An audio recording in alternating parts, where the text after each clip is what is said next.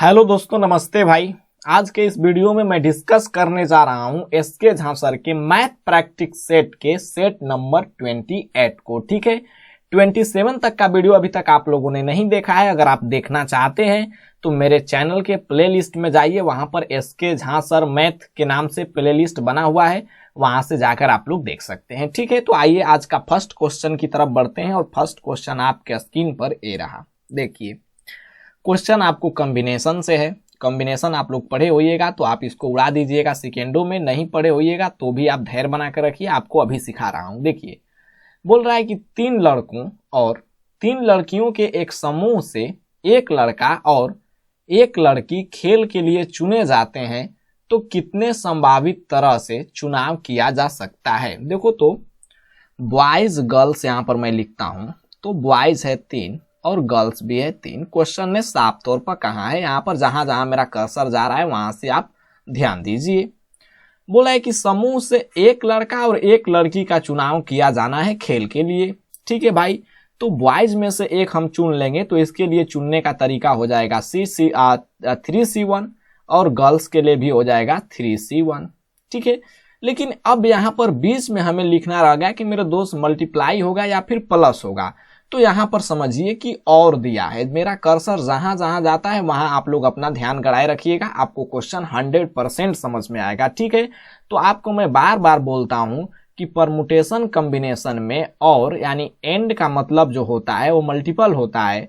अगर और या जिसको बोलते हैं हिंदी में, इसका मतलब क्या होता है, तो इसका मतलब प्लस होता है।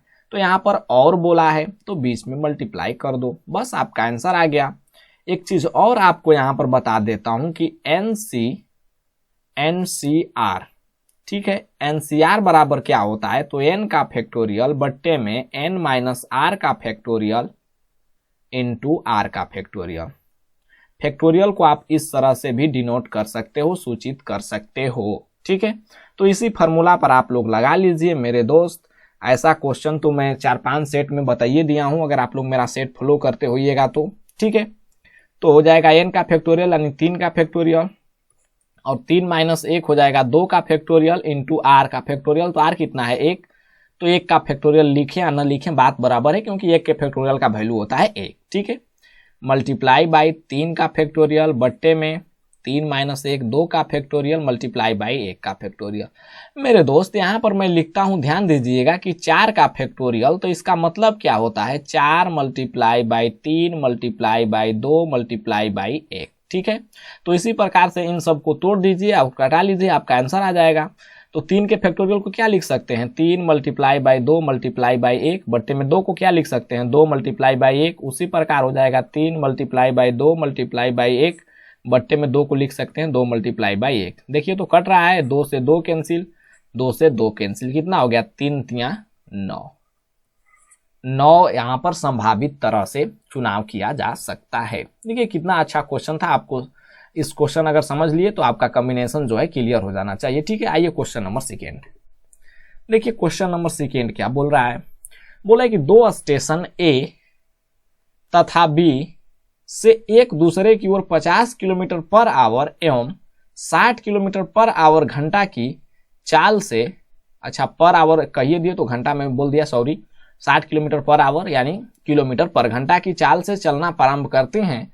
जब वे मिले तो दूसरी ट्रेन पहले के मुकाबले 120 किलोमीटर ज्यादा चल चुकी थी, तो A तथा B के बीच की दूरी क्या है। देखो बहुत ही अच्छा क्वेश्चन है, यहाँ पर A है, यहाँ पर स्टेशन B है, 2 ट्रेन A तथा B से स्टार्ट कर रही है, एक का चाल है 50 किलोमीटर पर आवर और एक B से स्टार्ट कर रही है जिसका चाल है 60 किलोमीटर पर आवर।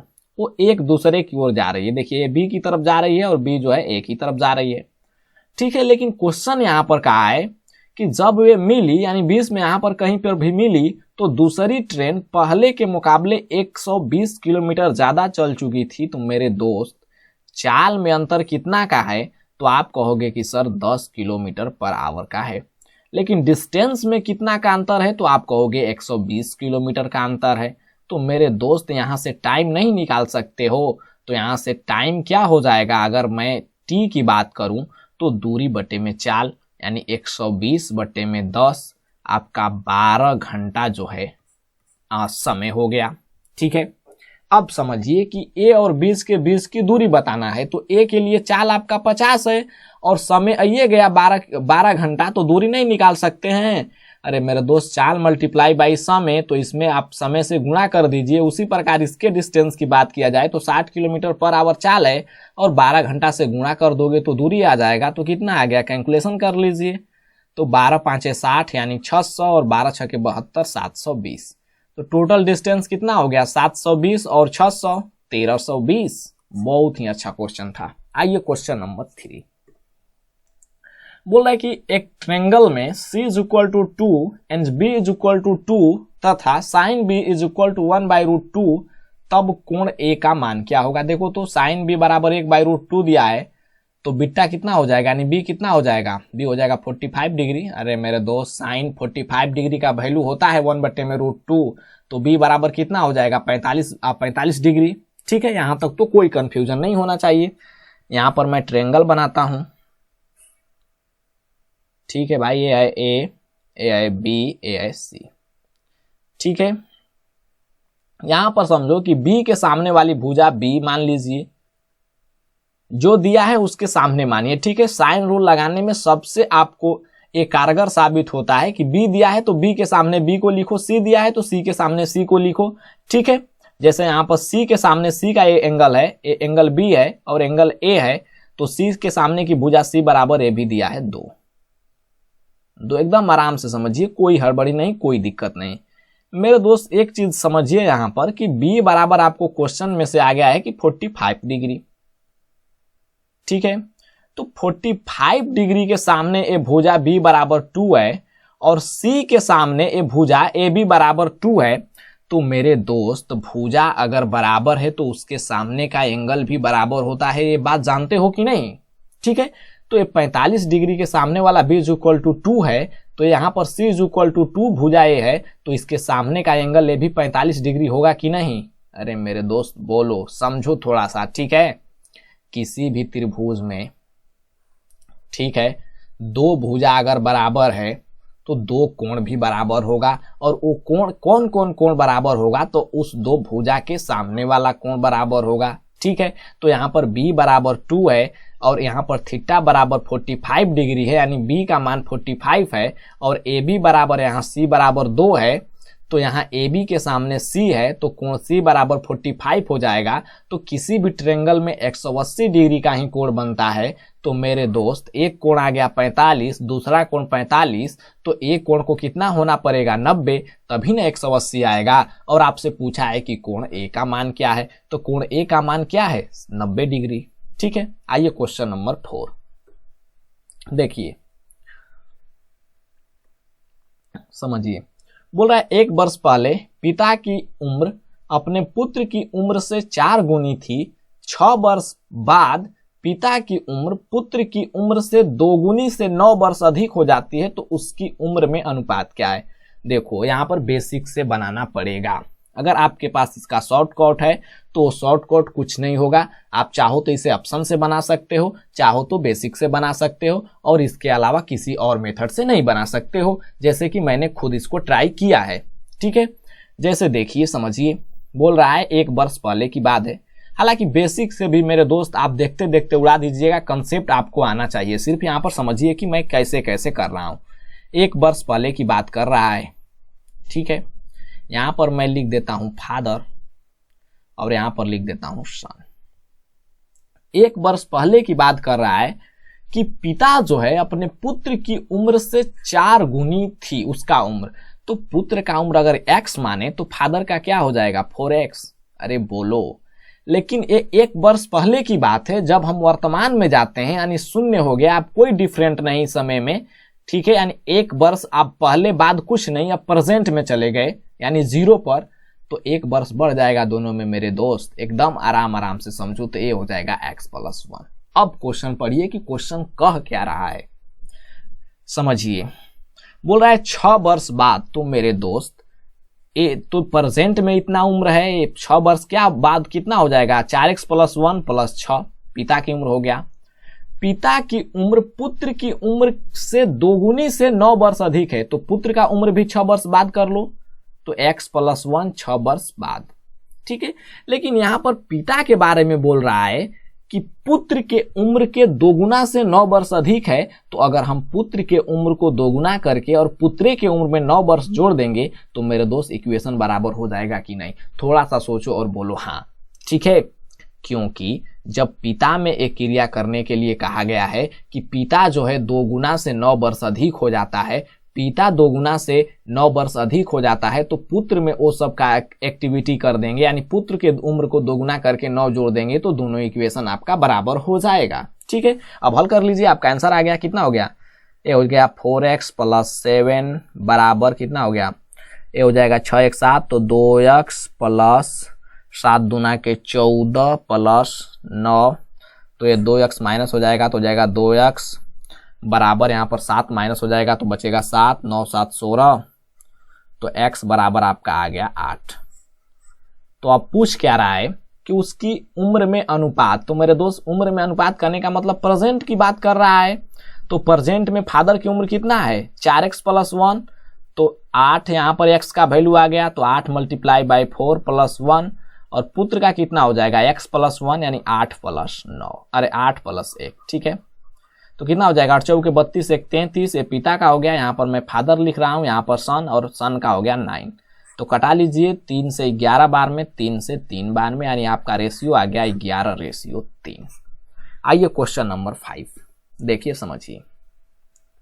बोल रहा है कि अभिव्यंजन x³ + 6x², ये देखिए त्रिघात समीकरण है, प्लस 11x + 6 का निम्न में से कौन सा एक गुणनखंड नहीं है?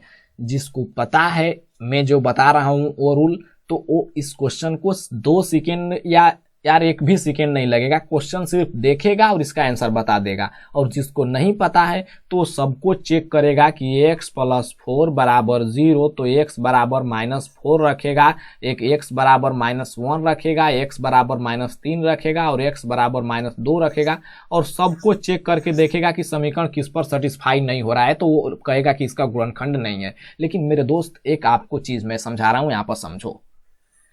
ये 6 जो है कांस्टेंट, यहां पर कांस्टेंट को आप फैक्टर कीजिए तो क्या हो जाएगा? 1, 2, 3 या फिर -1, -2, इसमें माइनस भी लिया जाता है। ठीक है, और -3 या फिर 6 हो सकता है, या फिर -6 हो सकता है, इसके अलावा कुछ नहीं हो सकता है। तो मेरे दोस्त एक चीज मैं आपको समझा रहा हूं कि इसके अलावा अगर जो भी कुछ आएगा, जैसे यहां पर x + 4 आ गया, तो x बराबर कितना आ जाएगा? -4, क्योंकि x + 4 = 0 मानकर अगर इस समीकरण को हल करेंगे तो x बराबर -4 आ जाएगा। जबकि x बराबर -4 यहाँ पर कोई गुणनखंडे नहीं है 6 का, तो आप डायरेक्ट आंसर लिख सकते हो कि x + 4 इस समीकरण का आपको गुणनखंड नहीं है। समझ में आया? देखो क्या समझा रहा हूं। जब भी आपको त्रिघात समीकरण दिया रहे तो आप ऑप्शन चेक कीजिए नहीं। ठीक है, या फिर कर भी सकते हो अगर ये नियम आप भूल गए तो। सबसे पहले कांस्टेंट का फैक्टराइज करके देखिए, तो फैक्टर करने पर यह सभी संख्या हमें प्राप्त हो रही है। ठीक है, तो इन सब संख्या पर समीकरण सेटिस्फाई कर सकता है। ठीक है, ये जरूरी नहीं कि एग्जैक्ट करबे करेगा, लेकिन कर सकता है। और इसके अलावा कोई भी नंबर होगा तो 100% नहीं करेगा। तो मेरे दोस्त यहाँ पर डायरेक्ट ऑप्शन नंबर ए दिया है x + 4, जबकि इसमें 4 कहीं पर है ही नहीं है, तो 4 से बाहर हो गया, तो ए सेटिस्फाई थोड़ी ना करेगा, तो इसका गुणनखंड थोड़ी ना होगा। अगर आप बेसिक से बनाना चाहें तो भी यहाँ पर मैं तैयार हूं, यहाँ पर समझ लीजिए बेसिक। ठीक है, ये तो आपको बात समझ में आ गया होगा। कौन सा एक गुणनखंड नहीं है, यानी गुणनखंड कौन नहीं होगा? जो समीकरण को सेटिस्फाई नहीं करेगा। तो x बराबर कितना हो गया? -4 रख लीजिए, तो हो जाएगा 4 × 4 = 16, 4 × 64 -64 प्लस 4 × 4 = 16, 6 × 96, 4 × 4 = 16, 4 × 96, 11 × 4 = 44, यानी -44, 11 × 4 = 44 -44, और प्लस हो जाएगा आपको ++ 6। देखिए तो 64 44 कितना हो जाएगा? 4 4 8 और 6 4 10, 108, और ये हो जाएगा माइनस में 96 6, 96 4 100, 102, तो ये हो जाएगा 102। देखो तो 102 में से 108 गया, आपको बचा -6। क्या समीकरण को सेटिस्फाई किया? क्या 0 आया? नहीं ना आया, तो मेरे दोस्त ये आपका गुणनखंड नहीं होगा। लेकिन कहोगे कि सर एक और चेक कर दीजिए, तो लो मेरे दोस्त, x + 1 = 1, x + 1 बराबर 0 को चेक कर दे रहे हैं तो x बराबर हो जाएगा -1, तो -1 रख दे रहे हैं। क्या समीकरण सेटिस्फाई हो रहा है? देखिए तो -1 का क्यूब हो जाएगा -1 प्लस हो जाएगा आपको -1 का क्यूब हो जाएगा -1 +1 और ये हो जाएगा 6 और ये हो जाएगा -11 और ये हो जाएगा +6। ठीक है, तो कितना हो गया 11 1 12 यानी -12 + 12। देखो तो ये समीकरण सेटिस्फाई कर गया। देखो तो इसके इक्वल में 0 आ गया यानी समीकरण को सेटिस्फाई कर गया। उसी प्रकार ये भी कर जाएगा, ये भी कर जाएगा। आपका राइट आंसर हो जाएगा ऑप्शन नंबर ए। लेकिन आपको जो ये मैं कांस्टेंट वाला का फैक्टर करके बताया उससे आप आसानी से निकाल सकते हो। ठीक है, आइए क्वेश्चन नंबर 6। इस पर ज्यादा समय चला गया। देखिए समझिए 6 क्वेश्चन कह क्या रहा है। अच्छा, क्वेश्चन नंबर कितना किए थे 5, अच्छा 6। ठीक है, बोल रहा है क्वेश्चन नंबर 6 कि एक कक्षा के छात्रों द्वारा प्राप्त किए गए अंकों का अंकगणितीय माध्य 98 है, माफ कीजिएगा 58 है, उसमें से 20% द्वारा प्राप्त अंकों का माध्य 60 है और 30% द्वारा प्राप्त अंकों का माध्य 40 है, तो बाकी बचे छात्रों द्वारा प्राप्त अंकों का माध्य क्या है? मेरे दोस्त, यहाँ पर माध्य साध्य का कुछ मतलब नहीं है। माध्य मतलब होता है एवरेज। माध्य निकालो या फिर एवरेज निकालो, दोनों सेम चीजें होता है। अगर आपको पता नहीं था तो ये मैं चीजें आपको बता देता हूं, दिमाग में बैठा लीजिए। देखिए 20% का कह रहा है, 20% का माध्य 60 है और 30% का 40 है और टोटल यानी 100% का दिया है 58। यहां पर ध्यान दीजिए। और यहां पर बाकी जो बच गया यानी 30 20 50 घट जाएगा 100 में से, यानी 50 का पूछ रहा है कि माध्य कितना है। एवरेज रूल लगा दीजिए, एवरेज से तुरंत बन जाएगा। तो हो जाएगा 20 2 10 दूना के 20 10 3 30, रेशियो में थोड़ा सा छोटा कर रहे हैं, 10 5 50 10 10 में 100। ठीक है, या फिर बेसिक से बनाइए या फिर आप डेविएट करके बनाइए। अगर आपको इसके बारे में डिटेल्स में जानना है तो average RS Agarwal 6A exercise में करा रखा हूं, डिस्क्रिप्शन में लिंक दे दे रहा हूं, उस वीडियो को आप लोग देख लीजिएगा और सीख लीजिएगा। यहां पर सीखिए। जैसे यहां पर 5 का एवरेज पूछा है कि x है, मैंने x माना है, तो x का वैल्यू मैं मान लेता हूं कि इसका भी एवरेज 58 है यानी टोटल के बराबर है, तो 58 मान लेते हैं। तो मेरे दोस्त 58 हो गया, जबकि यहां पर दिया है कि 2 का एवरेज 60 है, तो 60 को भी 58 करना पड़ेगा क्योंकि सबको बराबर करना पड़ता है एवरेज में। तो 60 से 58 जाने पर कितना की कमी? तो आप कहोगे सर -2 की कमी, यानी 2 की कमी हो जाएगा। अरे मेरे दोस्त 60 जाना 58 पर तो 2 घटाओगे तभी ना 58 पर जाओगे। तो 2 × 2 आपको छात्र है तो 2 से गुणा कर दिए। उसी प्रकार अगर 40 से आपको जाना है 58 पर, ठीक है, तो कितना जोड़ोगे? तो 40 10 50 8 58 यानी 18 जोड़ोगे, लेकिन 3 ठो यहाँ पर है तो 18 3 54 जोड़ोगे। ठीक है, इतना जो कम ज्यादा आया उसको कितना में बांटोगे मेरे दोस्त? तो यहाँ पर 5 का एवरेज पूछ रहा है तो 5 में बांट दो, आपका आंसर आ गया। देखो कितना आसानी से आता है ये डेविएट करके, लेकिन ये सीखोगे तब। ठीक है, उम्मीद है कि आप जाएंगे उस वीडियो को देखेंगे और सीखेंगे। ठीक है, 3 पार्ट तक मैंने वीडियो बनाया है, पार्ट 1 पार्ट 2 और पार्ट 3, और ऐसा वीडियो आपको पार्ट 2 में मिलेगा। ठीक है, देखिए तो ये हो गया 54 में से 4 गया 50 और 5 10 में 50, तो 58 10 कितना हो जाएगा 68। तो आपका राइट आंसर हो गया ऑप्शन नंबर सी यानी 68। आइए क्वेश्चन नंबर 7। बोला एक घनाभ के किनारों का अनुपात 1:2:3 है और इस घनाभ का पृष्ठीय क्षेत्रफल 88 सेंटीमीटर स्क्वायर है, तो घनाभ का आयतन। इस पे x लगा देते हैं, कोई दिक्कत नहीं। ठीक है, क्योंकि रेशियो में दिया है। तो हम मान लिए कि 1x 2x और 3x है। तो पृष्ठीय क्षेत्रफल क्या होता है घनाभ का? ये तो दुनिया को पता है, आपको भी पता होना चाहिए कि 2 × LB + BH + HL। वैल्यू बैठाइए, 2 × L, L कितना है 1x, तो x और b कितना है तो 2, तो 2x² हो जाएगा, प्लस BH तो 2 3 6x² प्लस HL, तो h कितना है 3 एकम 3x²। जबकि इतना के बराबर आपको दिया है कि पृष्ठीय क्षेत्रफल 88 है। ठीक है, तो 88 कर लिए। हल कीजिए यहाँ पर एकदम फास्ट, तो हो जाएगा 2 44 बार में। ये कितना हो गया 6 2 8 3 11 यानी 11x² बराबर आ गया 44 44। तो x² बराबर आ जाएगा 11 चौके 44 4, तो x बराबर कितना आ गया 2। तो अब पूछ रहा है घनाभ का आयतन क्या होगा? तो मेरे दोस्त एल बराबर बी बराबर एच बराबर नहीं निकल गया, एल बराबर दिया है 1x तो x का वैल्यू 2 बैठा दो तो हो जाएगा 2, बी बराबर दिया है 2x तो 2 x का वैल्यू 2 बैठा दो तो हो जाएगा 4, h बराबर दिया है 3x तो x का वैल्यू 2 बैठा दो तो हो जाएगा 6। तो आयतन कैसे वो निकालते हैं, LBH। ठीक है, तो कितना हो जाएगा 2 चौके 8 छके 48। ठीक है, एकदम हवा की तरह बनाइए यार। आ रही है नेक्स्ट क्वेश्चन, क्वेश्चन नंबर 8 बोल रहा है कि 1200 रुपया दिया है, 1200, 2 वर्षों में चक्रवृद्धि ब्याज पर 1323 रुपया हो जाता है तो 1600 उसी दर पर 3 वर्षों में कितना हो जाएगा। तो सबसे पहले हमें रेट की आवश्यकता पड़ेगी। तो रेट कैसे निकालते हैं मेरे दोस्त, जब कोई राशि यहां पर देखो समझो 1200 से राशि हो गई 1323 रुपया। ठीक है, एकदम ध्यान से समझना है कि मैं समझा क्या रहा हूं। अगर 2 वर्ष की बात करेगा तो इसको स्क्वायर रूट कर देते हैं और यहां पर दर देख रहे हैं, यहां से यहां दर देख लेते हैं कि कितना परसेंट कम ज्यादा है और उसको दर आप निकाल सकते हैं। जैसे देखिए क्या मैं समझा रहा हूं, थोड़ा सा समझिए। अगर 3 वर्ष दिया रहता तो हम क्या करते, 1200 का क्यूब रूट करते और यहां से दर निकालते। अगर 4 वर्ष दिया रहता तो 4th रूट कहते, यानी 4th रूट करते, लेकिन यहां पर दिया है 2 वर्ष। कंसेप्ट समझो, एकदम सिंपल कंसेप्ट है।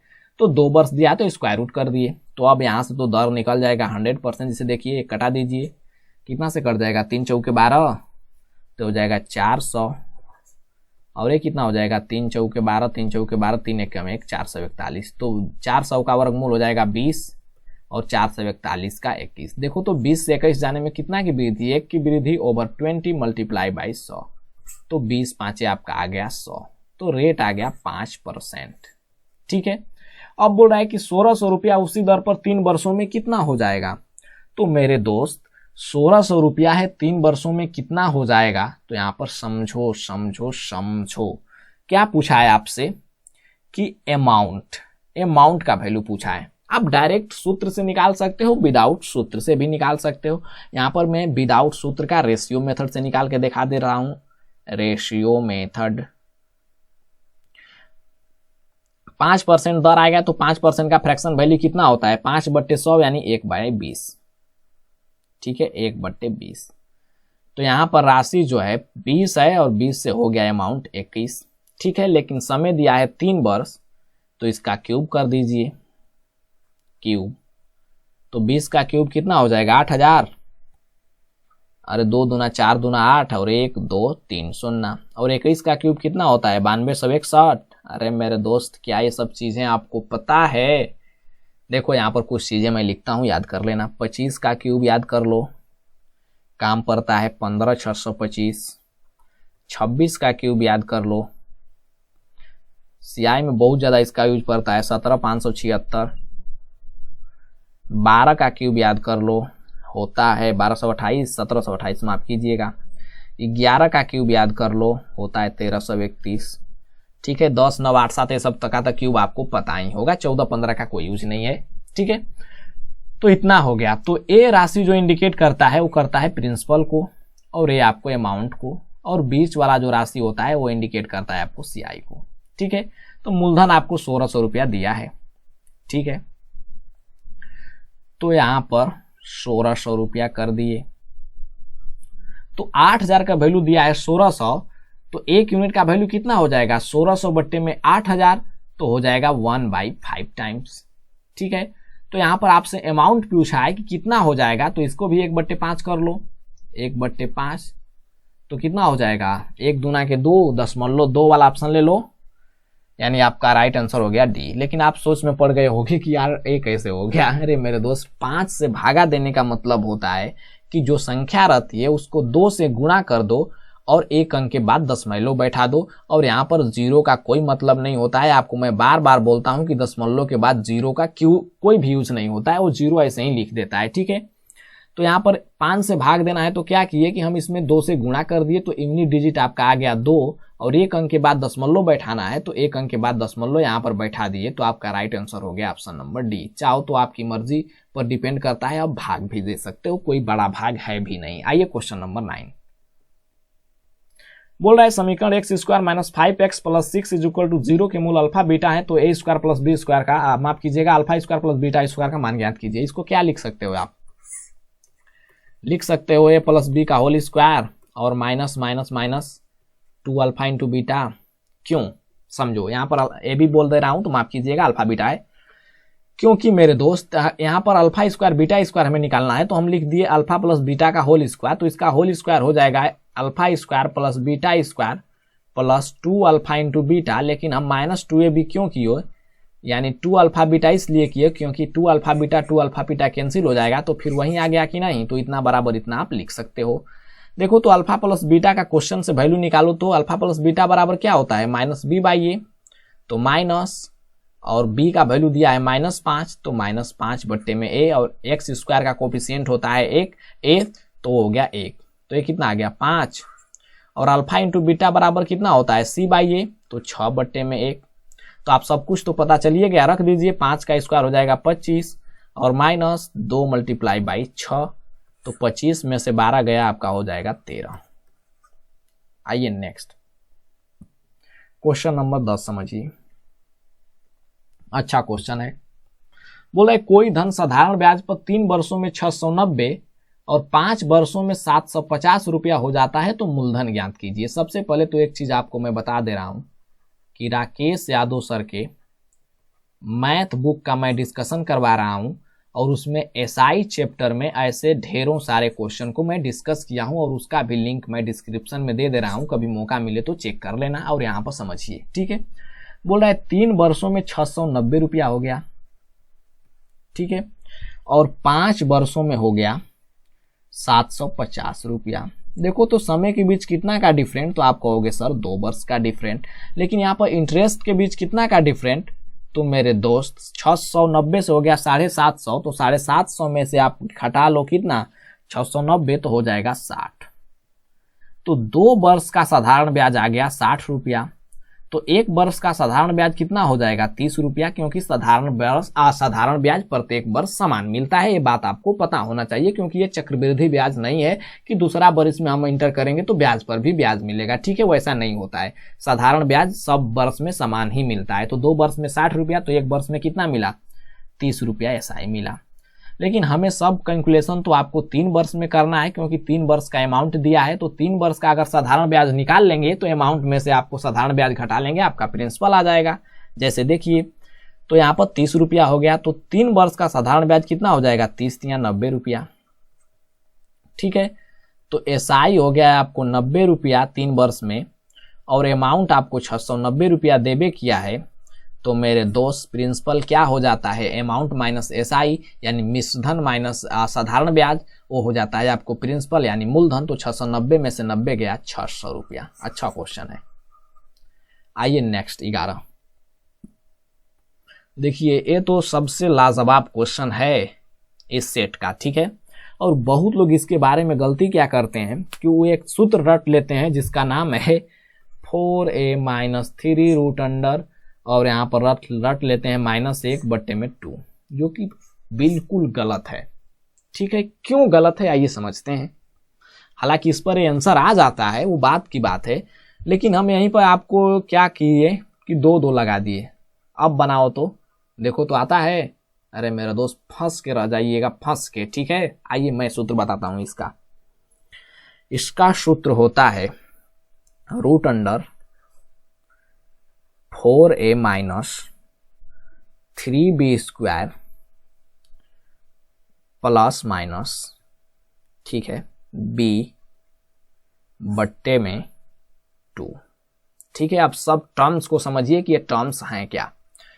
ये क्या है मेरे दोस्त, तो रूट के अंदर 2 संख्याएं दी है, जैसे यहाँ पर 11 दिया है, तो a का मतलब 11 है। b का मतलब क्या है कि जो 11 से पहले रूट के बाहर जो संख्या दिया रहता है, जहां यहाँ पर मैं 2 लगा दिया, लेकिन संख्या में कुछ भी नहीं दिया है, तो 1 तो छिपा रहेगा, तो 1 दिया है, तो ये b का मतलब a है, रूट के बाहर वाली संख्या। तो अब इस पर आप वैल्यू बैठाइए, आपका आंसर आ जाएगा। देखिए 4 एकदम आराम से देखिए, स्किप कीजिएगा तो बिल्कुल नहीं समझ में आएगा, लेकिन थोड़ा सा धैर्य बना कर रखिएगा तो इस प्रकार के क्वेश्चन को हवा में उड़ाइएगा, ठीक है। तो 4 मल्टीप्लाई बाई 11 रूट अंडर में है -3b²। तो b आपको कुछ नहीं है, यहाँ पर तो मैं अपने मन से 2 लगाया, वहां पर 1 रहता। ठीक है, कुछ नहीं है तो 1 तो है, छिपा है रूट के बाहर, तो 1 का स्क्वायर करते, प्लस माइनस यहाँ पर लिखा है तो ये प्लस लिखें कि माइनस, एक बड़ा कंफ्यूजन है। तो मेरे दोस्त कंफ्यूजन दूर कीजिए, आइए समझाते हैं। कंफ्यूजन क्या से दूर होगा कि यहाँ पर सीरीज देखेंगे कि प्लस से स्टार्ट है कि माइनस से, तो आप कहोगे सर माइनस से स्टार्ट है तो माइनस लिखोगे। ठीक है, बी कितना है तो यहाँ पर कुछ नहीं है तो 1 तो छिपा हुआ है, मैं 2 अपने मन से लगाया। ठीक है, तो 1 हो जाएगा। अगर प्लस से सीरीज यहाँ पर स्टार्ट हुआ रहता तो यहाँ पर प्लस करते। ठीक है, लेकिन माइनस से स्टार्ट है तो माइनस किए और टोटल के बट्टे में 2 हो जाएगा। अब आप कैलकुलेशन कीजिए तो 11 चौक 44 -3 41 √41 -1 बट्टे में 2 आपका आंसर हुआ। ये भी सूत्र कब फॉलो कर जाता है, जब मेरे दोस्त यहाँ पर रूट अंडर के बाहर कुछ भी नहीं रहता है, यानी 1 छिपा रहता है, तो b² तो 1 ही हो गया और b का वैल्यू 1 ही हुआ। इसीलिए ये लोग सूत्र ज्यादातर प्रचलन में लाते हैं और इसी सूत्र पर बना देते हैं। लेकिन मेरे दोस्त उस जगह आप फंस जाइएगा जहां पर 1 के जगह कुछ और दे दे, 3 दे दे, 3 दे दे, 3 दे दे, या फिर 4 5 कुछ भी दे दे, तब तो आप पक्का फंसोगे। तो इस सूत्र को याद रखो। ठीक है, आइए क्वेश्चन नंबर 12। बोला एक किस्म का शक्कर 3 रुपया 20 पैसा प्रति किलोमीटर पर 20% हानि पर, और दूसरी किस्म 6 रुपया प्रति किलोमीटर पर 20% लाभ पर बेचा जाता है। यदि समान मात्रा में दोनों को मिलाया जाता है और मिश्रण को 4.5 रुपया प्रति किलो पर बेचा जाता है तो हानि या लाभ परसेंट क्या है। देखो, ये दिया है 20% हानि, यानी 80% का वैल्यू दिया है 3 रुपया 20 पैसा प्रति किलो, तो 80% का वैल्यू दिया है 3.2 रुपया प्रति केजी। तो 100% का वैल्यू कितना हो जाएगा, तो आप कहोगे 3.2 बट्टे में 80 मल्टीप्लाई बाई 100। ठीक है, तो कितना हो गया, काट कूट लीजिए। 20 चौके 80, 20 5 100, 4 8 32, यानी 0.8 5 40। तो 100% का वैल्यू आ गया आपको 40, यानी 1 अंक के बाद दशमलव बैठा लीजिए तो 4 हो गया। उसी प्रकार से यहाँ पर 20% लाभ यानी 120% का वैल्यू दिया है 6 रुपया प्रति केजी। तो 100% का वैल्यू निकाल लीजिए तो हो जाएगा 6 बट्टे में 120 मल्टीप्लाई बाई 100। ठीक है, तो ये कितना हो गया, 20 6 120, 20 5 100, 6 6 कैंसिल, आपको 100% का वैल्यू आ गया 5 रुपया प्रति केजी। ठीक है, अब बोल रहा है कि दोनों को यहाँ पर यदि समान मात्रा में दोनों को मिलाया जाता है और मिश्रण को 4.5 रुपया प्रति किलो पर बेचा जाता है तो लाभ हानि। अरे मेरे दोस्त, मान लो कि ये 1 यूनिट है, इसको 4 रुपया प्रति केजी बेचा, और 1 यूनिट ए है, इसको 5 रुपया प्रति केजी बेचा, तो आपको 9 रुपया प्रति केजी हो जाएगा। लेकिन बोल रहा है कि दोनों को मिला दिया और 4.5 रुपया प्रति केजी मिला, तो 1 यूनिट ए मिल गया और 1 यूनिट ए मिल गया, 2 यूनिट को बेचा 4.5 रुपया, तो ये भी तो 9 रुपया प्रति केजी हो गया। तो 9 रुपया प्रति केजी और 9 रुपया प्रति केजी बेचेगा तो क्या उसको लाभ हानि होगा, कुछ लाभ हानि नहीं होगा। ठीक है, आपको सिर्फ क्वेश्चन भरमाया है, यानी आपका राइट आंसर हुआ ए। आइए क्वेश्चन नंबर 13। बोला कितने प्रकार से 8 सदस्यों में 5 सदस्यों की एक टीम चुना जा सकता है। देखो, क्वेश्चन नंबर फर्स्ट बताए थे सेम टू सेम क्वेश्चन, तो कितना हो जाएगा 8 × 5, इसको हल कर लीजिए। तो NCR बराबर क्या बताए हैं, n का फैक्टोरियल बट्टे में n - r का फैक्टोरियल इंटू r का फैक्टोरियल। तो 8 का फैक्टोरियल कितना हो जाएगा, 8 का फैक्टोरियल बट्टे में 8 - 5 यानी 3 का फैक्टोरियल इंटू r का फैक्टोरियल इंटू मतलब 5 का फैक्टोरियल। हल कर लीजिए। तो 8 को आपको लिखना है तो कितना लिख सकते हो, 8 7 5 6 और 5 का फैक्टोरियल। क्यों 5 पर स्टॉप कर दिए, क्योंकि 5 यहाँ पर नीचे में है तो 5 5 को हम कटा लेंगे। क्यों 5 4 3 2 1 लिखें और फिर 5 को तोड़े, 5 4 3 2 1, दोनों तो कटना ही है। ठीक है, तो बट्टे में 3 का फैक्टोरियल यानी 3 मल्टीप्लाई बाई 2 और ये हो जाएगा 5 का फैक्टोरियल। तो 5 का फैक्टोरियल 5 का फैक्टोरियल कैंसिल, 3 दूना के 6 6 कैंसिल, आपका कितना आ गया 56 आंसर हो गया। आइए question number 14, same to same question number 1 की तरह था। ठीक है, आइए 14। बोले एक वस्तु की कीमत 900 रुपया अंकित की गई और उस पर 8% और 8% की 2 क्रमिक छूट दी गई। यदि इन 2 छूट के स्थान पर एक 16% की छूट दे दी जाती है तो विक्रेता को कितना लाभ या हानि होगा। देखो, एक बार 8% का छूट और 8% का छूट, 2 क्रमिक छूट देता है, 2 सक्सेसिव आपको डिस्काउंट देता है।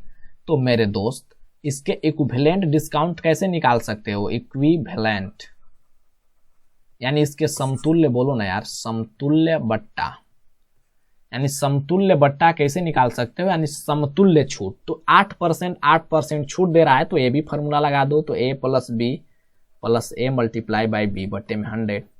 तो एक बार दे रहा है 8% का छूट यानी -8, फिर 8% का छूट यानी -8 प्लस ए हो गया -8 और बी हो जाएगा -8, ठीक है, और बट्टे में हो जाएगा 100।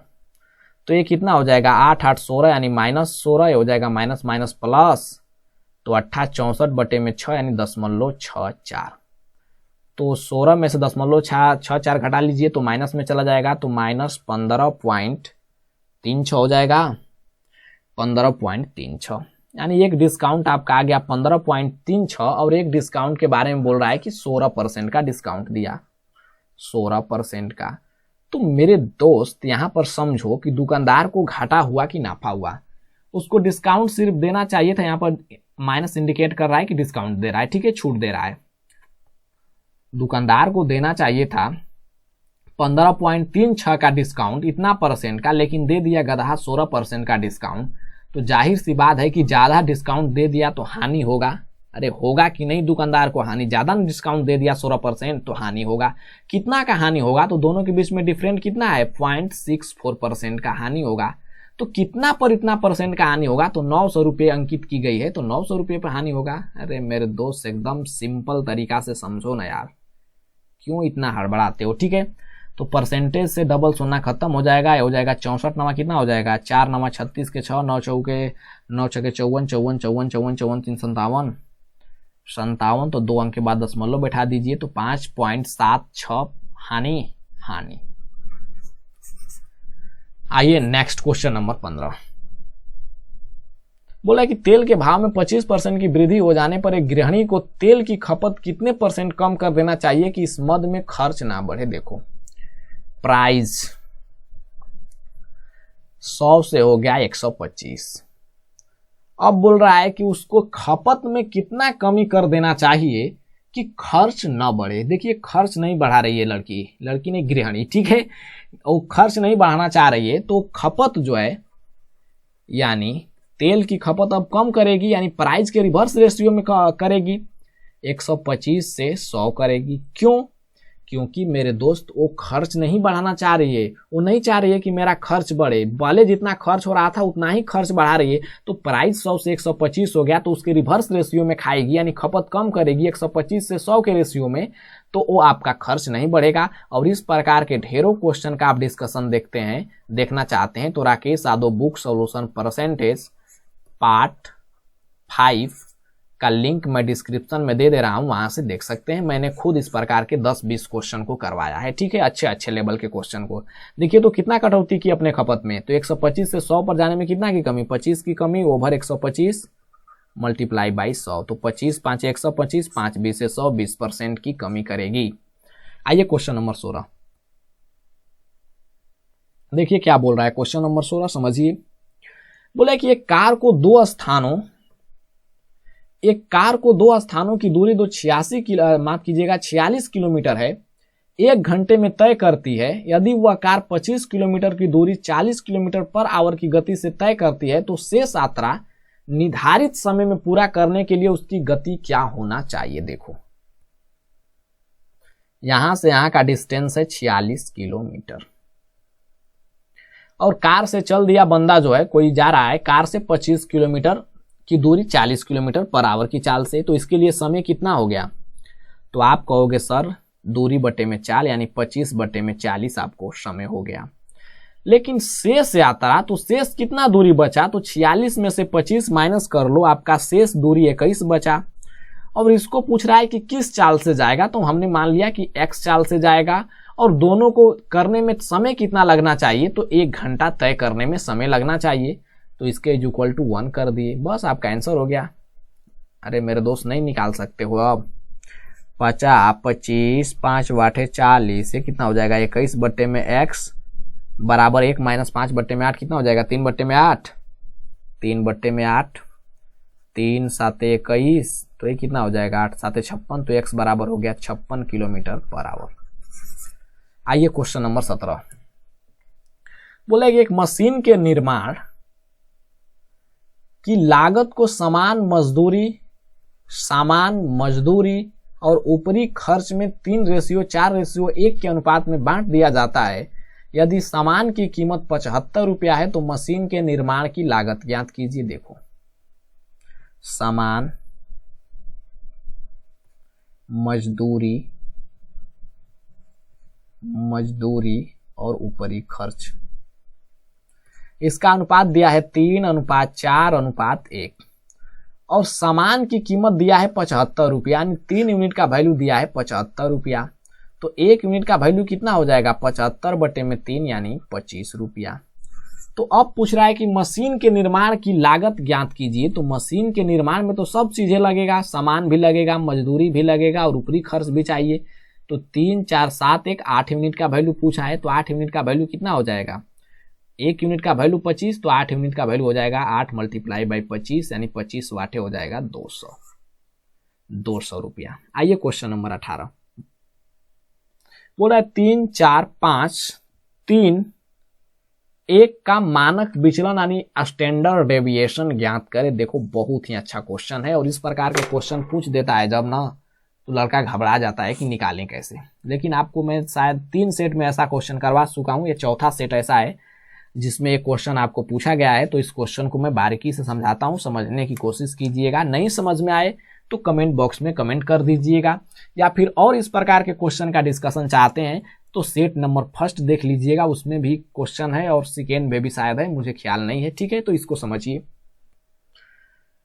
क्या पूछा है, स्टैंडर्ड डेविएशन। तो स्टैंडर्ड डेविएशन कैसे निकालते हैं, स्टैंडर्ड डेविएशन निकालते हैं √अंडर समेशन ऑफ यानी सिग्मा xi माइनस x बार का होल स्क्वायर बट्टे में n। अब रह गया समझने के लिए कि ये सब टर्म्स होते क्या हैं। तो xi आपको दिया है डाटा, जो यहां पर डाटा दिया है इसका वैल्यू। x बार क्या होता है, मीन, यानी इस वैल्यू का जो माध्य होगा वो। n बराबर क्या होता है, नंबर, यानी जितने भी नंबर है, कितना नंबर है, 1, 2, 3, 4, 5 नंबर है।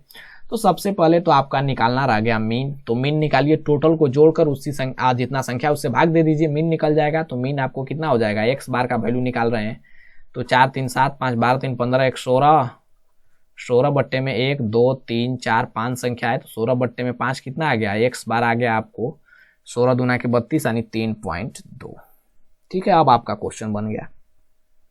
एकदम आराम से समझिए मेरे दोस्त, हड़बड़ा के नहीं तो फिर तो बोरा में जाओगे। ठीक है, डाटा xi, तो डाटा दिया है 3 और 3 में से 3.2 घटा देंगे। यहां पर देखो ना, घटा कर लिखना है तो हो जाएगा 0.2, लेकिन इसका स्क्वायर लिखना है, फिर लिखना है प्लस। ठीक है, क्योंकि सिग्मा का मतलब ही होता है जोड़, यानी सबको जोड़ना है। फिर डाटा दिया है 4 और 4 में से 3.2 घटाइए, तो 4 में से 3.2 घटाओगे तो हो जाएगा 0.8। तो 0.8 का स्क्वायर प्लस, देखो फिर डाटा में से मीन घटाना है, तो डाटा कितना है 5 में से 3.2 घटा, 5 में से 3.2 घटा तो कितना बचेगा 18 यानी 1.8। तो 1.8 का स्क्वायर हो जाएगा 3.24 यानी 324। तो 2 अंक के बाद दशमलव हो जाएगा। ठीक है, यहाँ पर मैं स्क्वायर लिख रहा हूं तो डायरेक्ट इसका लिख दिया, कोई बात नहीं। ठीक है, अब डाटा देखो तो फिर है 3, तो 3 में से 3.2 घटाना है तो कितना हो जाएगा 0.2, तो इसका स्क्वायर हो जाएगा 0.4। माफ कीजिएगा 0.2, तो उसका स्क्वायर हो जाएगा 0.04। ठीक है, 0.04। फिर आपका 1 है डाटा, तो 1 में से 3.2 घटाना है तो कितना बचेगा 2.2, यानी माइनस में 2.2 घटेगा तो स्क्वायर करेंगे तो सब पॉजिटिव हो जाता है इसमें। तो इसका स्क्वायर हो जाएगा 484। तो 2 अंक के बाद दशमलव बैठ जाएगा। और बट्टे में कितना लिखना है मेरे दोस्त, तो नंबर कितना है, तो 5 है। ठीक है, तो 5 लिख दिए और इसका रूट अंडर कर दीजिए। अब कैलकुलेशन कीजिए, 2 दूना के 4 तो हो जाएगा 0.04, 8 64 तो ये हो जाएगा 0.064, ये हो गया आपको 3.24, ये हो जाएगा प्लस 0.04, ये हो जाएगा प्लस 4.84। ठीक है, 484 बट्टे में 5, सब पर रूट अंडर है। अब यहाँ पर जोड़ लीजिए, बस आपका आंसर आ गया। कितना हो जाएगा, जोड़िए जोड़िए, 4 4 8, 4 12, 4 16, 4 20 के 0 हो गया, 8 8 8 2 10, 10 6 16, 16 2 18 के 8 हो गया। अब कितना है, 4 3 7 और 1 8, तो 0.2 अंक के बाद 0.2 बैठाना है, तो 8.8 बट्टे में 5 हो गया, जो कि आपके ऑप्शन में नहीं है। तो आपका आंसर इतना होगा एग्जैक्ट। लेकिन इसको किया क्या है, मैं थोड़ा सा इसका सोल्यूशन देखा तो उसमें किया क्या था कि 8.8 को मान लिया है कि समथिंग समथिंग 9 के करीब है, तो इसको मान लिया 9 और बट्टे में 5। तब इसका हम स्क्वायर रूट निकालेंगे तो हो जाएगा 3 और बट्टे में √5 रह जाएगा। तो आपका आंसर हो जाएगा 3 बट्टे में √5। एक्चुअल आंसर ए हुआ और लगभग में आंसर ए हुआ। ठीक है, आइए क्वेश्चन नंबर 19। उम्मीद करते हैं कि इस क्वेश्चन को आप समझ गए होंगे बारीकी से। 19 की ओर बढ़िए। बोल रहा है दो समान गिलासों में क्रमशः 1/3 और 1/4 दूध भरा है। अब उनमें पानी भर दिया जाता है, तो इस द्रव को एक बर्तन में मिला दिया जाता है। तो बर्तन में दूध और पानी का अनुपात देखो। तो यहाँ पर गिलास 1 और गिलास 2 की बात कर रहा हूं। गिलास 1 में मिल्क और वाटर की बात किया जाए, देखो तो एकदम आराम से देखना, क्रमशः इतना इतना दूध है, तो 1/3 दूध है, तो पानी कितना हो जाएगा, तो 3 में से 1 गया, 2/3 भाग पानी हो जाएगा। ठीक है, अगर गिलास 2 की बात करते हैं तो मिल्क वाटर लिख लो, तो मिल्क दिया है 1/4 भाग है, यानी 1/4 है, तो वाटर कितना हो जाएगा, तो 4 में से 1 गया, 3/4, इसका शेष ना वाटर होगा। ठीक है, अब बोल रहा है क्वेश्चन कि इस द्रव को एक बर्तन में मिला दिया गया, तो बर्तन में दूध और पानी का अनुपात, तो मिल्क और वाटर का अनुपात आप ज्ञात करना है। ठीक है, तो मिल्क देखो तो कितना हो गया, मिल्क हो गया 1/3 और 1/4, तो 1/3 प्लस 1/4, और वाटर कितना हो जाएगा, 2/3 और 3/4, तो 2/3 प्लस 3/4। बस हल कर लीजिए, आपका आंसर आ गया। जैसे देखिए 4 1 4, 4 1 4, 3 7 बट्टे में 12, ये 12 आपका चला जाएगा ऊपर, तो हो जाएगा 4 2 4 दूनी 8, 9 17, तो 12 12 कैंसिल, 7:17 आ गया। ठीक है, कैलकुलेशन आप अपने मर्जी से कर लीजिए। मैं बटरफ्लाई मेथड का यूज किया, बटरफ्लाई, और बार बार इस मेथड को समझाता भी हूं। अगर आपको फिर भी नहीं समझ में आता है तो बोलिएगा, समझा भी दूंगा। और बट्टे पर का जोड़ तो इतना आसान तो बच्चा कर लेगा यार। आइए क्वेश्चन नंबर 20। कह रहा एक पेड़ पर कुछ गिलहरी और वह कुछ तोते हैं, उनके सिरों की संख्या 20 है तथा पैरों की संख्या 48 है, तो पैरों पर कितनी गिलहरी तोता है। देखो तो गिलहरी गिलहरी स्क्वायरल स्क्वायरल, इसके कितना पैर होता है यार, 4 पैर होता है। ठीक है, और तोता के कितना होता है, पैरोट के 2 पैर होता है। ठीक है, अब आपका कैलकुलेशन बन गया। कह रहा है सिरों की संख्या 20 है, यानी S प्लस P बराबर दे दिया 20, यानी स्क्वायरल गिलहरी प्लस पैरोट यानी तोता बराबर 20, और पैरों की संख्या 48, तो गिलहरी के 4 पैर होगा, तो 4S प्लस तोता को 2 पैर होगा, तो 2P बराबर हो गया 48। देखो तो आप समीकरण 1 2 मान का हल कर लीजिए। इसको मान लीजिए 1 और इसको 2, तो पैरोट को बराबर कर दें, तो मान लीजिए इसमें 2 से गुणा कर दिए तो जाएगा 2S, 2P हो जाएगा 20 दूना के 40। ठीक है, तो 2 में से 1 को घटा लीजिए, तो 4 में S में से 2S गया, 2S बराबर 48 में से आपको 40 गया, तो 8 बच जाएगा, तो S बराबर कितना हो जाएगा 4। गिलहरी आ गई 4, तो गिलहरी 4 आ गई। तो सबसे पहले पूछा क्या है, कितनी गिलहरी और तोते हैं। क्या क्या क्या, मुझे तो समझ नहीं आया कि होगा क्या।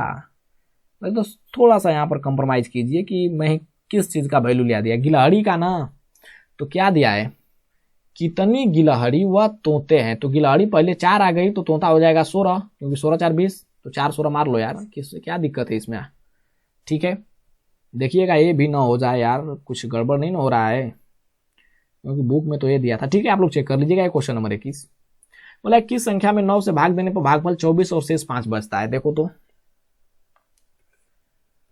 यहाँ पर जो संख्या होती है उसको बोलते हैं भाज, यहाँ पर होता है उसको बोलते हैं भाजक, और जो भाजक से भाज्य में भाग देने पर जो आता है उसे बोलते हैं भागफल, और यहाँ जो बच जाता है उसे बोलते हैं शेष, यानी शेषफल। ये चीज अगर आप समझते हो तो क्वेश्चन को उड़ाओगे सेकेंड में। किसी संख्या में 9 से भाग देने पर भागफल 24 और शेष 5 बचता है, तो संख्या क्या होगा, 9 से भाग दिया यानी भाजक दिया है 9, और भागफल दिया है 24 और शेष दिया है 5, तो संख्या क्या है? तो भाज्य बराबर क्या हो जाएगा? भाज्य बराबर हो जाएगा भाजक मल्टीप्लाई बाई भागफल प्लस शेष। क्योंकि मेरे दोस्त भाजक को भागफल में मल्टीप्लाई करके शेष जोड़ दोगे तो फिर यही संख्या आ जाएगा, यानी भाज्य आ जाएगा। तो बोल रहा है 9 से भाग देने पर, तो भाजक 9 है और भागफल 24 है और शेष आपको 5 है। ठीक है, तो अब पूछा है संख्या क्या है, यानी भाज्य क्या है। अरे संख्या जो रहता है इसी को भाज्य बोलते हैं यार, एकदम समझो। अब आपका आंसर लिखना हो रहा गया, तो 24 दाम में कितना हो जाएगा? 240 माइनस 24 210, तो 210 प्लस 5 215 आंसर आ गया। 24 दाम में 240 माइनस 24 कितना हो जाएगा? अच्छा 216 हो जाएगा यार। 216 प्लस 5 221 आ गया। सिंपल था ये क्वेश्चन नंबर 22। बोला कि बी, ये देखिए बहुत ही अच्छा क्वेश्चन है। बी किसी काम को जितने समय में करता है उसके 1/6 समय में ए आधा काम करता है। यदि दोनों मिलकर 10 दिन में काम समाप्त करे तो बी अकेला कितना दिन में कार्य समाप्त करेगा? समझिए यहां पर एकदम प्यार से। बी और ए के बारे में बोला है। यहां पर टाइम की जब मैं बात करता हूं तो बोल रहा है बी किसी कार्य को जितने समय में करता है उसके 1/6 समय में ए आधा काम करता है। तो पहले वर्क को लिख देते हैं। ए कर रहा है आधा वर्क, तो ए करेगा 1 वर्क, तो बी करेगा 2 वर्क। लेकिन टाइम के बारे में बोल रहा है कि ए 1/6 समय लेता है, यानी 1 समय ए लेता है तो बी लेगा 6 समय। ठीक है, यहां तक तो आपको कोई दिक्कत नहीं होना चाहिए। तो एक चीज आपको मैं यहां बार बार बताता हूं टाइम एंड वर्क में कि टोटल वर्क या फिर वर्क कहें, वर्क बटे में टाइम बराबर होता है एफिशिएंसी। देखो तो अगर ए और बी का एफिशिएंसी निकालना चाहो, पहले बी का एफिशिएंसी निकाल रहा हूं, तो वर्क बटे में टाइम तो हो जाएगा 2/6। अगर दोनों के एफिशिएंसी को निकाल कर जोड़ना चाह रहा हूं तो कितना हो जाएगा? वर्क बटे में एफिशिएंसी यानी 1/1। तो टोटल एफिशिएंसी आ गया हो जाएगा 1/3। तो 3 एकम 3 1 4/3, 4/3 हो गया टोटल एफिशिएंसी। ठीक है, 4/3। लेकिन क्वेश्चन बोल रहा है कि दोनों मिलकर उसे 10 दिन में समाप्त करते हैं। तो मेरे दोस्त 4/3 के एफिशिएंसी से लग रहा है 10 दिन, तो 1 के एफिशिएंसी से कितना दिन लगेगा? तो ज्यादा ही दिन लगेगा। तो 10 मल्टीप्लाई बाई 4/3। ठीक है, इतना दिन लगा। तो अब बोल रहा है बी अकेला इस काम को कितना दिन में करेगा? तो बी का एफिशिएंसी कितना है? 1/3। तो 1/3 से भाग दे दो, तो 1/3 यानी 1/3 के एफिशिएंसी से कितना दिन में करेगा? तो 3 कैंसिल हो गया 10 चौके 40 दिन। बहुत ही आपको लाजवाब क्वेश्चन था। अगर इन सब चीजों को आप समझ पाते हैं तो ठीक है, नहीं तो आप कमेंट बॉक्स में कमेंट कीजिएगा, मैं इस पर एक डिटेल्स वीडियो बना दूंगा। ठीक है, एफिशिएंसी से रिलेटेड क्वेश्चन को कैसे करें। आइए क्वेश्चन नंबर 23। देखिए भयंकर क्वेश्चन आ गया और ये क्वेश्चन आपको IIT लेवल का है, ये जनरल एग्जाम में नहीं पूछता है। लेकिन क्वेश्चन में कुछ नहीं है। अगर आपको इक्वेशन याद है कि वृत्त का इक्वेशन क्या होता है, तो इस क्वेश्चन को आप हवा में उड़ा सकते हो। नहीं याद है तो कैसे लिए उड़ाओगे यार, क्योंकि एक क्वेश्चन एकदम फार्मूला बेस्ड है। जैसे देखो, अगर वृत्त का सेंटर यश के दिया रहता है तो इसके लिए इक्वेशन होता है x माइनस एच का whole square plus y minus k का होल स्क्वायर बराबर r स्क्वायर। ये होता है वृत्त का इक्वेशन। ठीक है, पढ़े होइएगा आप लोग 11-12 में। ठीक है, अगर साइंस लिए होइएगा तब, आर्ट में वाला को तो कहाँ ये नसीब होगा। ठीक है, और इसी का एक और फॉर्म होता है, उसको भी लिख दे रहा हूं, होता है x square plus y square plus 2gx plus 2fy plus constant बराबर 0।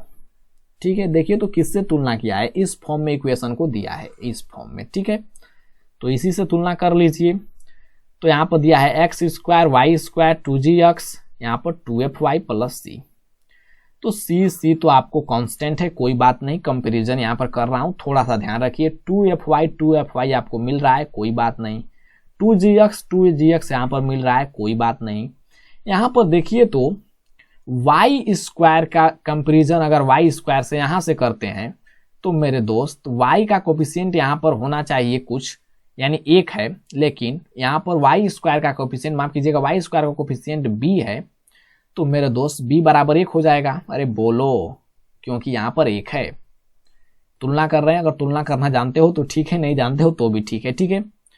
और 2hxy इस समीकरण में कहीं नहीं है, तो मेरे दोस्त h का अगर बात किया है इक्वेशन में, यहाँ पर h बराबर 0 एक जगह है, तो ठीक है, तो 0 हो जाएगा, क्योंकि h का बातें नहीं किया। तो x स्क्वायर का अगर x स्क्वायर से यहाँ से तुलना करना चाहो तो यहाँ पर 1 है, तो यहाँ पर 1 होना चाहिए, तो 1 का वैल्यू a दिया है, तो आपका हो गया a बराबर 1 या 1 बराबर a।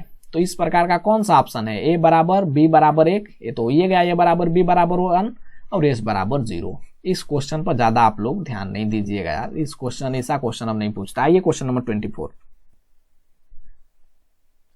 बोल रहा है भौतिक विषय से संबंधित सेक्टर का कोण है। देखो, भौतिक सब्जेक्ट से संबंधित सेक्टर, तो भौतिक में कितना है 25%, ओवर कितना 100% टोटल होगा।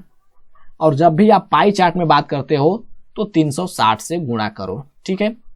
तो ये कितना हो जाएगा 25 चौके 100 और 4 नामा 36, यानी 90 डिग्री आपका आंसर आ गया, ठीक है। आइए नेक्स्ट क्वेश्चन, आज का 25 लास्ट क्वेश्चन, थोड़ा सा रुके रहिए, ठीक है। ठीक है दोस्त, आज का लास्ट क्वेश्चन समझिए, थोड़ा सा यहाँ पर डिस्टरबेंस के लिए सॉरी।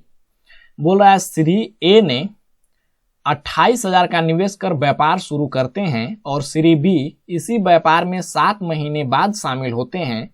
अगले 2 महीने बाद श्री, यहां पर सी होगा, श्री भी दिया है, ठीक है, श्री सी इसमें शामिल होते हैं। यदि 1 साल उनके लाभों का अनुपात 4:2:3 है तो बी और सी द्वारा निवेश की गई राशि कितनी है। देखो बहुत ही लाजवाब क्वेश्चन है। यहां पर मैं लिखता हूं ए, यहां पर बी और यहां पर सी। यहां पर लाभ का अनुपात दिया है, यानी प्रॉफिट, प्रॉफिट लिख दें या फिर लाभ ही लिख देता हूं। 4:2:3 और यहां पर समय का भी अनुपात दिया है। ये बोल रहा है कि व्यापार शुरू करता है 5 महीने बाद बी आता है, उसके 2 महीने बाद सी आता है, तो ए तो आपको 12 महीना रहा, लेकिन उसके 5 महीना बी आया तो 7 महीना न रहा मेरे दोस्त, और उसके 2 महीना बाद सी आया तो ये 7 महीना रहा, तो ये 5 महीना रहेगा, क्योंकि 2 महीना बाद इसके भी 2 महीना बाद आ रहा है, ठीक है। तो ये आज सबका आपको रेशियो आ गया। लेकिन एक चीज यहां पर समझो ऊपर, ठीक है, इसको मैं अदल कलर से लिख रहा हूं कि समझो वो चीज क्या है, लाभ बराबर क्या होता है, लाभ किसके अनुपात में मिलता है, या फिर सिर्फ कहें कि लाभ बराबर होता क्या है, तो पूंजी मल्टीप्लाई बाई समय। लेकिन यहां पर ए का पूंजी दिया है कि इतना निवेश किया, तो अगर पूंजी की बात किया जाए तो पूंजी बराबर क्या हो जाएगा, लाभ बटे में समय, ठीक है। तो ए के लिए लाभ कितना है 4 यूनिट और समय है 12 यूनिट, तो 4 बटे में 12 यूनिट का वैल्यू आपको दिया है क्वेश्चन में 28,000। तो 1 यूनिट का वैल्यू कितना हो जाएगा, 4 तिया 12, तो 28 तिया कितना हो जाएगा 28, 28, 28, 28, 28, 8 दूनी के 16 और 2 दूनी के 4, 1 5, 56, 56, 84, तो हो जाएगा 84,000, 84,000। तो 1 यूनिट का वैल्यू आपका आ गया। आप सब चीज निकाल सकता है, जैसे देखो अब आपको निकालना है कि बी और सी द्वारा निवेश की गई राशि। तो बी का राशि कितना हो जाएगा, पूंजी बराबर लाभ बटे में समय, तो बी के लिए कितना हो जाएगा पूंजी, पूंजी बराबर लाभ आपको 2 है, समय 7 है, तो 2 बटे में 7, तो 1 यूनिट का वैल्यू इतना, तो यहाँ पर x सब में लगा दिया जाएगा, तो 84,000 से गुणा सब में कर दो, ठीक है, तो हो जाएगा 84,000, ठीक है। तो 7 से कट जाएगा कितना, 12, 12 7 84, तो 12 हो जाएगा 1 2 3, 12 दूनी के 24,000, 24,000। उसी प्रकार से अगर हम 24,000 तो एक ही में है, तो आपका राइट आंसर तो ये बन गया। फिर भी एक चीज मैं बता दे रहा हूं, ठीक है। अगर सी की बात करता तो इसके लिए पूंजी कितना हो जाता, लाभ बटे में समय, यानी 3/5 यूनिट का वैल्यू, तो 1 यूनिट का वैल्यू आपको 84,000 है, तो 3/5 यूनिट का वैल्यू कितना हो जाएगा, गुणा कर दो 84,000 से, ठीक है, जितना आंसर आएगा इतना 50,400, तो आपका आंसर हो गया ऑप्शन नंबर ए। मेरे दोस्त 28 तक का सॉल्यूशन आपको अगर पसंद आता है तो मेरे चैनल का सब्सक्राइब करो, और चैनल को सब्सक्राइब करो और बेल आइकन को जरूर प्रेस करो। नेक्स्ट वीडियो में हम लेकर आ रहे हैं इसका सेट नंबर 39 को। Thank you very much.